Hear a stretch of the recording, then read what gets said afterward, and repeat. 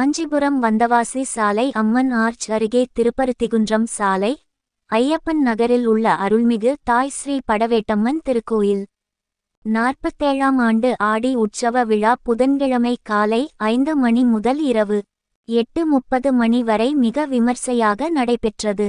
காலை 5 மணி அளவில் அம்மனுக்கு மகா அபிஷேகமும் 7 மணிக்கு அம்மன் கரகம் வீதி உலாவும் 8 மணிக்கு கூழ் படையலிட்டு தீபாராதனை செய்து பக்தர்களுக்கு கூழ்மோர் வழங்கப்பட்டது. காலை 11 மணியளவில் அம்மன் அலங்கரிக்கப்பட்டு வந்தவாசி ரோடு, மேட்டுத்தெரு, காமராஜர் வீதி, நடுத்தெரு, ரயில்வே ரோடு, எண்ணெய்க்கார தெரு வழியாக வீதிவலம் வந்து மீண்டும் கோவிலை அடைந்தது.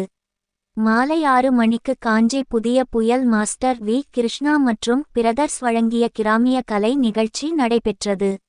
மாலை 7 மணி அளவில் அம்மன் ஆல் மேல் ஒய்யாளி ஆட்டமும் 7:30 மணியளவில் வான வேடிக்கையும் வழிபாடும் கும்ப படையலிட்டு அம்மன் வர்ணிப்பும் நடைபெற்றது.